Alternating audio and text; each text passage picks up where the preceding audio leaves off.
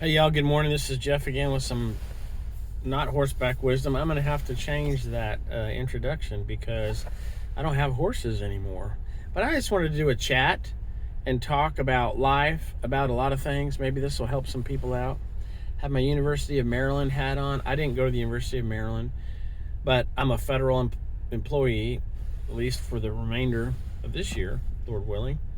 And I'll be retiring then. But uh, when I would go to Baltimore or Washington, D.C. for my work assignments, I had to have a hat to run in the wintertime because it's really cold and icy there. So I got this hat, gosh, a long time ago. And it works, it does a good job. So, anyway, I wanted to talk about a bunch of different things in light of course, the Bible and Scripture. So, first thing I want to talk about is what's going on in our American government. And from somebody on the inside. Now, again, this is my personal opinion. This is not the opinion of the American. I don't get to speak for the government. President Trump does that, and our congresspersons do that. So, what's happening right now in government, for those of you that might be wondering, is there's a. Let me use a metaphor. Let's say you have a chicken coop, and that chicken coop's made out of wood, and you want to change it. Well, instead of taking off the boards that are rotted, or maybe replacing some of the boards with hardy plank or metal, you go down and rent the largest crane with a wrecking ball attached to it, and you bring that over to your yard, and you swing that wrecking ball, and you hit that chicken coop. That's what's happening in the government right now. Now, there's a lot of people on social media and a lot of bots. You got to remember, folks, I think something like 80 or 90% of the accounts on Facebook and probably X are not even humans. I mean, that could be a huge number that's wrong. I'm not an expert on that. But I've read several articles that said that way over 50% of social media accounts are not even human beings. So anyway, the American people overwhelmingly voted for President Trump. And I did too, twice. I'm also a member of the Federal Employees Union. The reason I'm a member of the Federal Employees Union is because of Winston Churchill. All of his political career, he was a member of the Amalgamated Bricklayers Union in England. So to model him, not that I'm comparing myself to Mr. Churchill, but I've been a member of the Federal Employees Union. They have mostly done things that I think are wrong, but I've supported them because occasionally they do something that's right, and there are a lot of folks that feel like they need help, and they've done some things for other people. They've never done anything for me, but that's okay. It's not about me, right? The word says, "Do unto others as you would have them do unto you." So anyway, President Trump has taken a wrecking ball to the federal service. I'm assuming that's because he believes that the federal government largely opposed his election and may have even been behind some of the shenanigans that have happened to him. And the truth be told, I think a lot of that is true. Of course, I wasn't, because I voted for him twice. And on that note, I fasted and prayed actually, and asked the Lord, why Donald Trump? And he told me, I've said this on another video, but he said that America's infrastructure is broken and that Donald Trump is the greatest infrastructure repairman on the earth today. So anyway, in the name of infrastructure repair, he's taken a wrecking ball to the government. And I think so unnecessarily, right? I sent a letter to his campaign. Now, of course, he's not going to read it, and I'm sure nobody in the campaign is going to read it. Reminding him that President Clinton did the same thing in 1994. As a matter of fact, President Clinton got rid of like 30-some% of federal employees. He did it by attrition, which is the easiest thing to do. About 80,000 of us in federal government retire every year. Now, for those who might see this video and say, oh, you deserve to be fired and all that, well, let me just give you some perspective, okay? Starting at the age of 18, I've served this country, right? I had a break in there where I was a businessman and I did some other things. I was a school teacher. Um, but I served our nation in the military twice, and and quite literally, the job that I had in the military resulted in preventing the United States from being at war with the Soviet Union. I won't go into a lot of detail, but I've mentioned this before. I was a cryptologic linguist, which meant that I was a uh, HUMINT, SIGINT, and ELINT um, spy, basically. I mean, for lack of a better word, right? I was an intelligence collector, and I speak Russian. So, anyway, so that was my service. Okay, then I never applied for federal service. I was a school teacher sitting at my desk one day, and I got a call from the federal government under this initiative during, I don't know if it was Bush's last term, but anyway, um, and they said, "Hey, do you want to come work for the federal government?" And I was like, I don't know. And they said, well, you're going to make a lot more money than a school teacher, and we have an opportunity for you to serve your fellow veterans. So I did. I took the job. I prayed about it, of course. And I've hated a lot of it. I mean, working for the federal government is hard sometimes. The federal government does not generally promote the best and the brightest all the time. The federal government has had a lot of shenanigans, especially even in my department, right? However, I also would say, and this is my opinion, that the federal government is largely staffed with good people that are honest and that want to serve Americans, or in my case, veterans. And again, this is not about blowing my own horn, but there's probably a lot of other people that have done more, but just in my career, I've served over 30,000 veterans. And I can name specifically a whole bunch whose lives have been dramatically changed by the work that I do.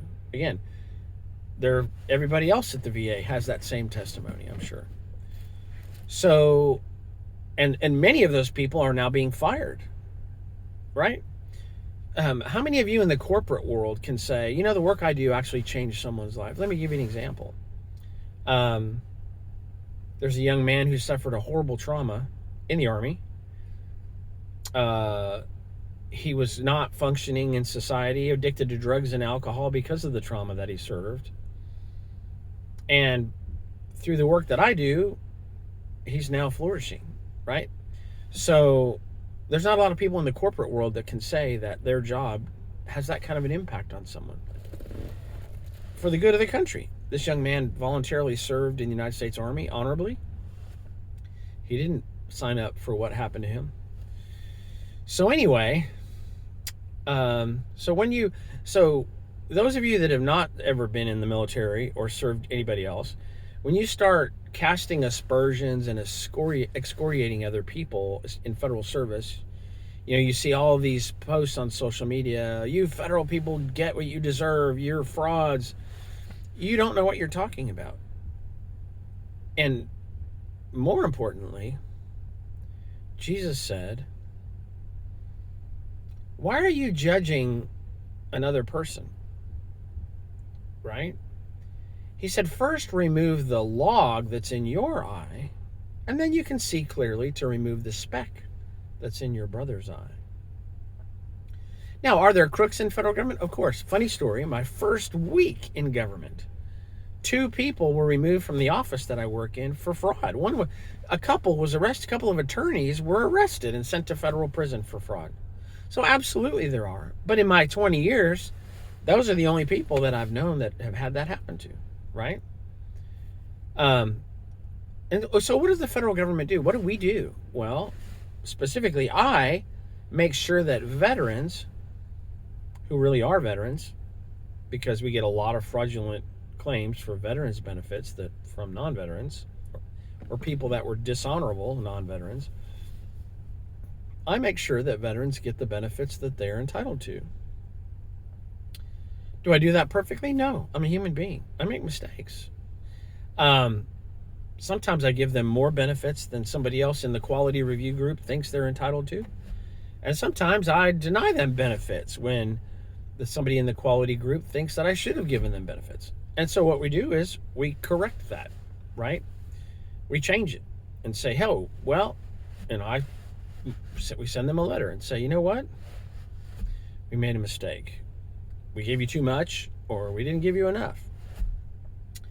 That doesn't happen often. But when we process millions and millions of claims at the VA, it does happen, right? It's called being human. Now, there aren't any people at the VA. Well, I can't speak for everybody, but I would find it very shocking if there were any employees at the VA who were intentionally making mistakes. In my entire career, I've never seen that. And let me just tell you some of the people that I've worked with in my career. 2 Medal of Honor recipients, a Silver Star recipient, a man who was combat wounded at My Lai.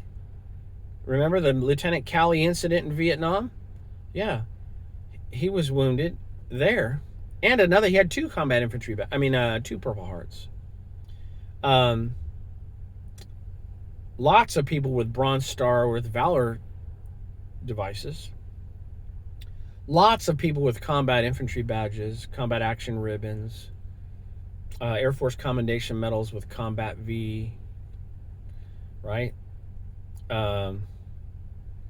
Even Navy Achievement medals with a Combat V. So, and just tons of other good veterans. Retired senior chiefs, retired master chiefs, retired sergeant majors, retired sergeants. A good friend of mine just retired, and he was a combat medic in Iraq and decorated, and he just retired and he left the Army as an E5, so he was a sergeant. So those are the kind of people that I work with. The people that the media is promoting as lazy, fraudulent, and crazy. Well, that's not the case. And I'm sure the same thing applies at the IRS and at the Social Security Administration. Did you know that the government hires physically disabled people? They do. People that are blind and deaf and in wheelchairs. People that the corporate world would never hire. The government does, because we have jobs that they can do. Working in mail rooms, working in libraries, working in packaging and shipping. So that someone who has a disability like that can actually have a career and have a fulfilling job. Does anybody in the corporate world do that? Not really. Whataburger hires people that are specifically disabled. But I don't know of too many other corporations that do. I could be wrong, but I don't see it very often. So those are the good things government does. And government does some bad things. Of course there's fraud. But guess where the fraud comes from? And here's the point I really want to make. It comes from Congress, right?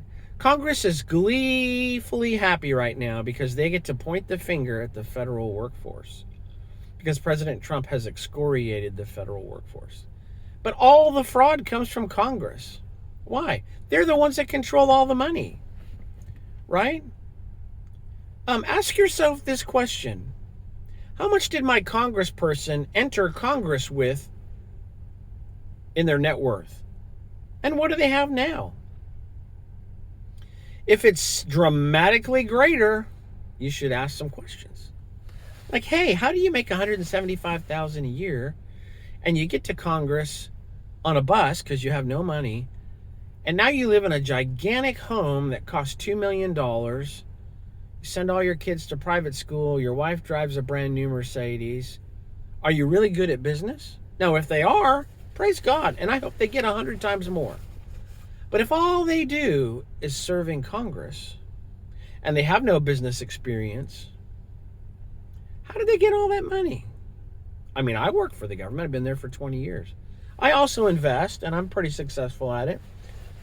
But I make less than a congressman, and I know how much they make. You know, how does Maxine Waters or Nancy Pelosi or Sheila Jackson Lee before she resigned, or any of these people, how do they have this very large net worth when all they've ever done is been in Congress? Ask yourself that question. It's because the fraud comes from Congress. Back when I was on the active intelligence groups, when I was on active duty, we used to have procedures to specifically exclude members of Congress from learning about certain things or going to certain places because you can't trust them. Right? We've seen that. We've seen Congress people who are dating Chinese spies. We've seen Congress people. I see a senator, Bob Menendez, who's getting paid money by a foreign government, Egypt. The fraud comes from Congress, folks. No federal employee has a right to spend any money. If I authorize benefits for a veteran, that goes through like 3 other people. And sometimes they send it back and they say, "Hey, you can't do this." Or they say, "Hey, what if we try this other way and we can get this guy some extra money?" Oh, wow, you know what? I didn't think of that. Wonderful. Congress doesn't have that. So when you're thinking about fraud, waste, and abuse, I'm not saying we shouldn't look at the federal government. Absolutely we should. Every single agency should be audited. But you know who ought to be audited the most? Congress. Absolutely. We shouldn't have Congress people entering Congress with $50 in their pocket and leaving, 20 years later with 20 million. Unless they've, on the outside, discovered a way to be one of the world's best investors, that shouldn't be happening. So that's my idea about what's happening in government. Now let's talk about AI, artificial intelligence. I actually have a book coming out next year about that. But anyway, the working title is Artificial Intelligence and Human Dignity. So the world is rushing to embrace artificial intelligence. First of all, that's a misnomer, right? Machines are not intelligent. And I know the academics at certain lab companies and Boston Labs and MIT and Caltech, they'll tell you, oh, the machines are learning. They're really not, okay? I guess if you categorize learning as the assimilation of information, then yes, but that's not learning. But anyway, AI and human dignity. But I don't hear many people talking about, Rod Dreher is talking about this, but I don't hear a lot of people talking about this desire for a machine to do the work of humans. You see, work is a dignity given to man. In the very first book of the Bible, the book of Genesis, God gave Adam, the first human, right? Adam, or Ish in the Hebrew, gave him a job. He said, I want you to tend and care for this garden. Gardens need care. Then he gave him a helper, the Ishshah, Eve. And she was to help Adam tend the garden or do a job. The Industrial Revolution in 1900 made work menial, difficult, and sometimes mindless. That isn't to say it was a panacea before then, but people like Henry Ford, who was extremely evil, go do your research. He was a Nazi sympathizer, and he helped Hitler, and he hated Jews. Published an anti-Jewish newspaper in the United States. I have a copy of that paper. Anyway, Those people, the J.P. Morgans of the world, made work a menial, task-driven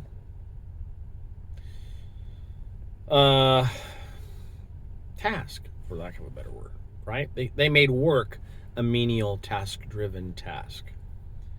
And it was never meant to be that way. Work was meant to be, by God,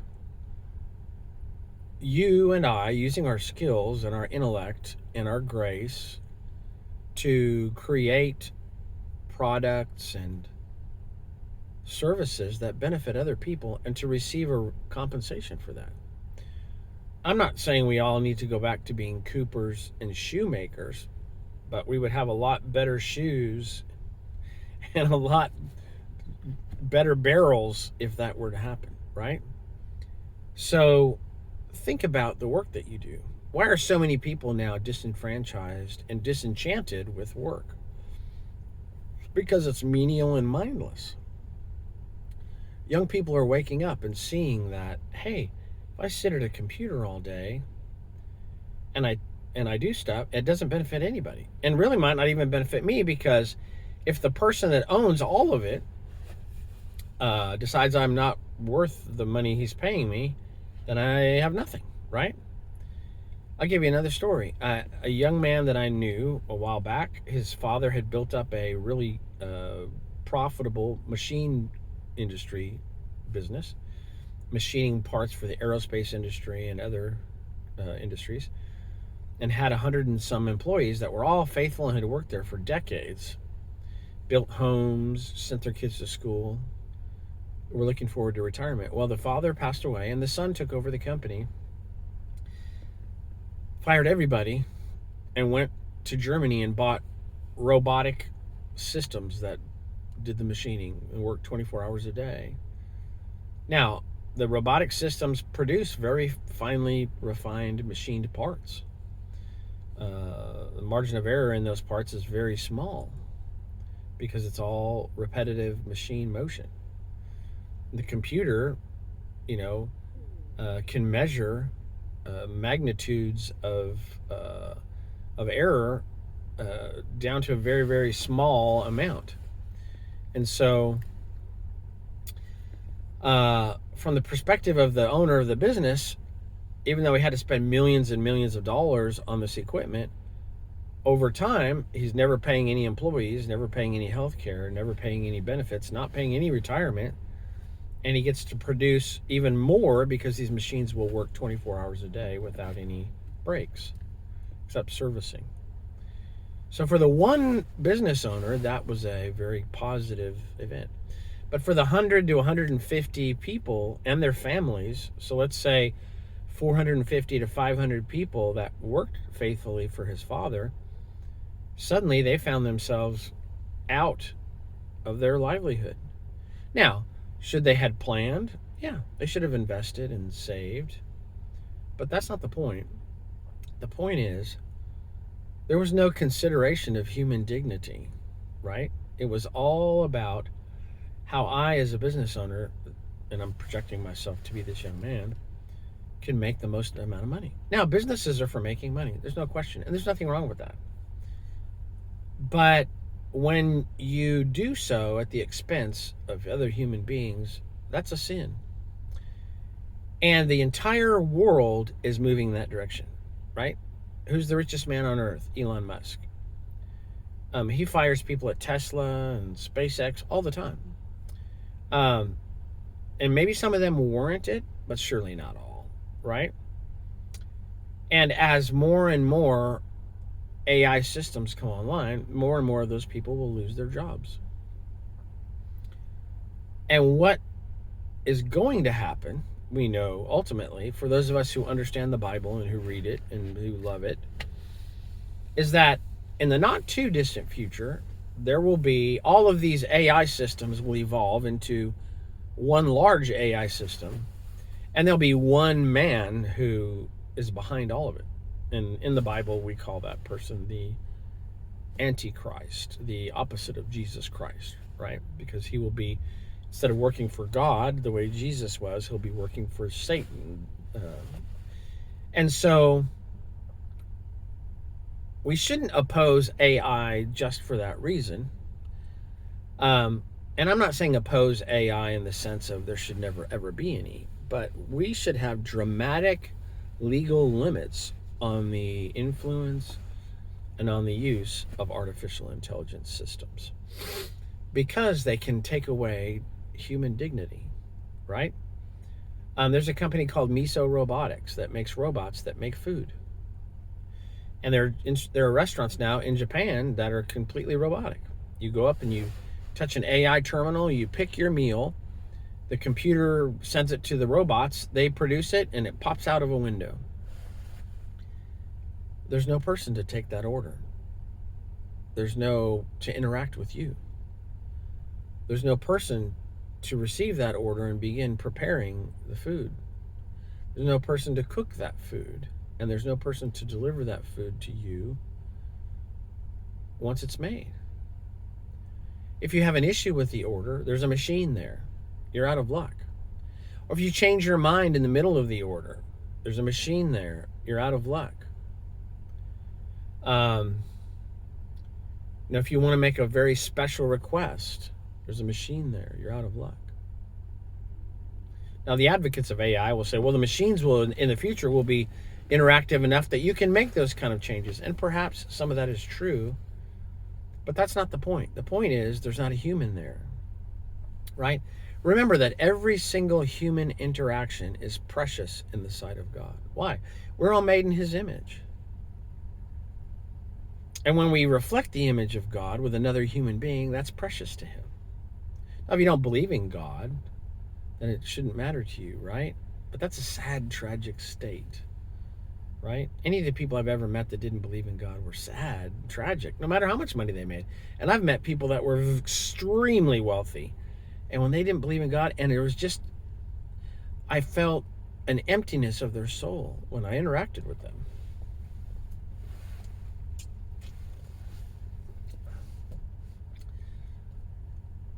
I write letters to my congressmen and senators about artificial intelligence. You should too.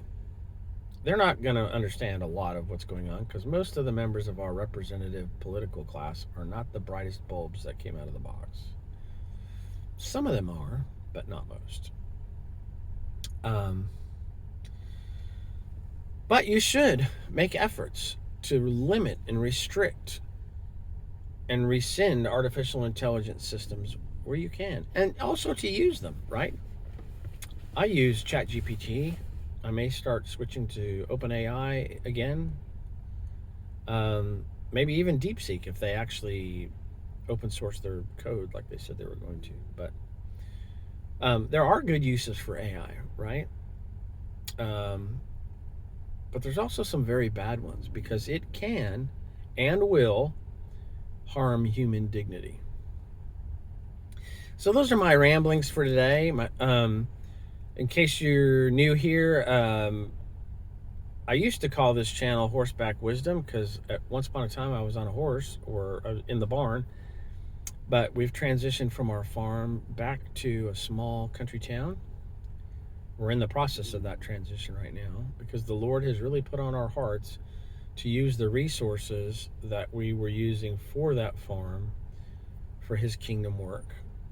And so that's what we're doing.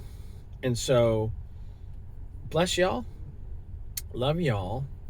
Never forget, Jesus loves you. That's the most important thing. Be blessed.